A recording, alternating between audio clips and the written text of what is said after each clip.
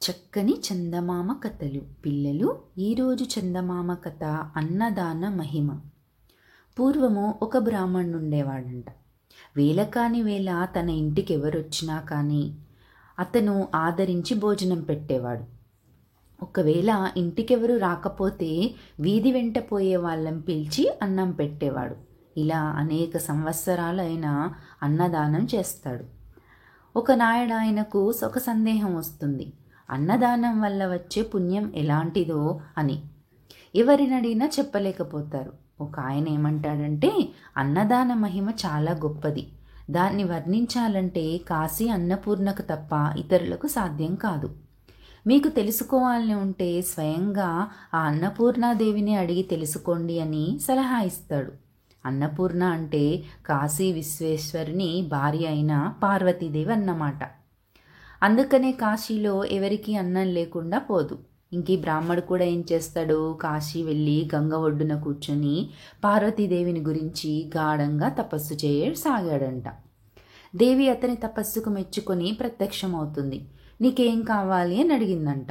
బ్రాహ్మణుడు సాష్టాంగ నమస్కారం చేసి అంటాడు, అన్నపూర్ణాదేవి, నాకేమీ కోరికలు లేవు, కానీ అన్నదాన మహిమ ఎటువంటిదో తెలుసుకోవాలని నేను మిమ్మల్ని గురించి తపస్సు చేశాను. ఈ సంగతి మీరే చెప్పాలి కానీ ఇతరుల వల్ల కాదు అని తన మనసులో ఉద్దేశం వెల్లడిస్తాడు.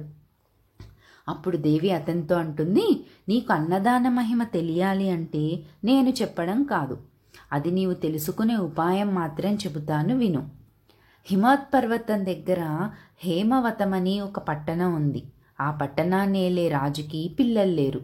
నువ్వు ఆయన దగ్గరికి వెళ్ళి ఆయనకి కొడుకు పుట్టాలని దీవించు. ఆ రాజు సంతోషించి మీకేం కావాలి అని అడుగుతాడు. అప్పుడు నువ్వు, నాకు పెద్ద కోరిక ఏమీ లేదు, నీకు కుమారుడు పుట్టిన తక్షణమే ఆ పిల్లవాడిని నేను చూడాలి. ఆ సమయంలో పిల్లవాడి దగ్గర రాణి కూడా ఉండకూడదని చెప్పు. ఇంతే కదా అని రాజందుకు ఒప్పుకుంటాడు. ఆ పిల్లవాడు పుట్టడంతోనే ఏకాంతంగా వాణ్ణి అన్నదానం వల్ల కలిగే పుణ్యమేంటి అబ్బాయి అని అడుగు, చెప్తాడు అంటుంది.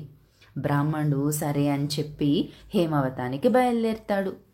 అయితే దారిలో ఒక అడవి వస్తుంది. అందులో ప్రవేశించి వెడుతూ అతను దారి తప్పిపోతాడు. దారి తెలియక తచ్చాడుతూ ఉంటే ఆ అడవిలో ఉండే బోయేవాడొకడు వస్తాడు ఆయన దగ్గరికి. దారి తప్పిపోయినట్టున్నారు, ఏ ఊరు వెళ్ళాలి అని అడుగుతాడు. హిమవత పర్వతం దగ్గరికి వెళ్ళాలి అని చెప్తాడు బ్రాహ్మణుడు. దారి తప్పి చాలా దూరం వచ్చేశారు. సాయంత్రం అయిపోయింది. పులులు సింహాలు ఉన్న అడవిది. రాత్రి ప్రయాణం చేయకూడదు. పొద్దున్నే దారి చూపిస్తాను, ఈ రాత్రి ఆగిపోండి అంటాడు ఆ బోయేవాడు. బ్రాహ్మణుడు ఆ రాత్రికి అక్కడ ఉండిపోవడానికి ఒప్పుకుంటాడు. ఆయనని తన చేను దగ్గరికి తీసుకెళ్తాడు బోయేవాడు.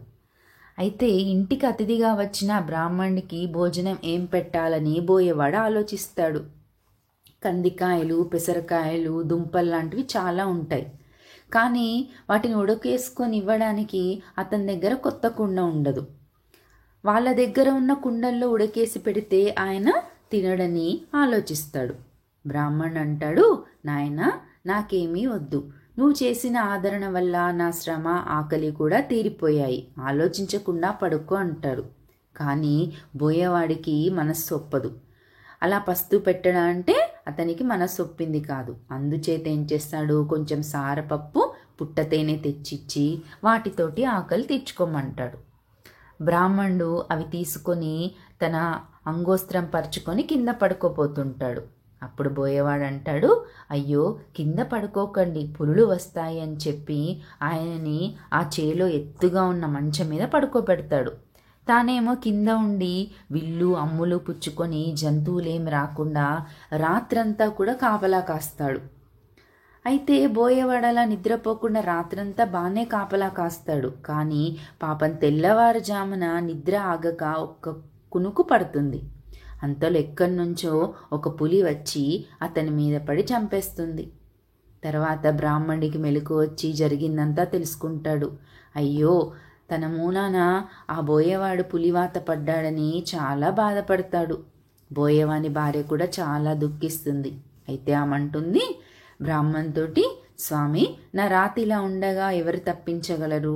మీకు హేమవతానికి దారి చూపిస్తాను నడవండి అని ఆయన్ని తీసుకువెళ్ళి దారి చూపెట్టి వచ్చేస్తుంది వెనక్కి. ఇంకా బ్రాహ్మణుడు ఆ బోయ దంపతుల మంచినాన్ని తలుచుకుంటూ హేమవతానికి చేరుకుంటాడు. అక్కడ రాజును చూసి పార్వతీదేవి చెప్పినట్టుగానే దీవిస్తాడు. పుట్టినప్పుడు మీ పిల్లవాన్ని ఏకాంతంగా చూడడానికి అనుమతి ఇవ్వాలని కోరితే రాజందుకు ఒప్పుకుంటాడు. ఇక రాజుగారి భార్య 9 నెలల తర్వాత ఒక పిల్లవాన్ని కంటుంది. అయితే బ్రాహ్మణుడు ఎవరూ లేకుండా చూసి ఆ పిల్లవాడిని అడుగుతాడు, అన్నదానం వల్ల కలిగే ఫలమేంటో చెప్పు అని. అయితే అప్పుడే పుట్టిన శిశువైనా కానీ పెద్దవాడికి మళ్ళీ ఆ పిల్లవాడు బ్రాహ్మణుడితో ఇలా అంటాడు, ఏమనంటే 10 నెలల క్రితం మీరీ పట్టణానికి వస్తూ అడవిలో దారి తప్పిపోతే మిమ్మల్ని తీసుకెళ్ళి చారెడు సారపప్పు కొంచెం తేనె ఇచ్చిన బోయవాన్ని నేనే సుమా. ఈ మాత్రం దానికే ఈ రాజుగారికి కుమారున్నై పుట్టాను, రాజ్యమేలబోతున్నాను. ఒక్కరోజు ఆ దానానికే గొప్ప ఫలం కలిగినప్పుడు నిత్యం అన్నదానం చేసే మహానుభావులకి ఎటువంటి ఫలం కలుగుతుందో మీరే ఊహించుకోండి అంటాడు. ఇలా చెప్పి ఆ పిల్లవాడు మరుక్షణంలోనే ఏమీ ఎరగని పసిపాపలాగా ఏడుస్తూ ఉంటాడంట. బ్రాహ్మణుడు చాలా ఆశ్చర్యపడతాడు. తన ఊరు తిరిగి వచ్చేసి తన భార్యతోటి జరిగిందంతా చెప్తాడు. ఇంకా దంపతులు విడవకుండా అన్నదానం చేస్తూనే ఉంటారంట. పిల్లలు, ఇంతటితోటి కథ కంచికి మనం ఇంటికి.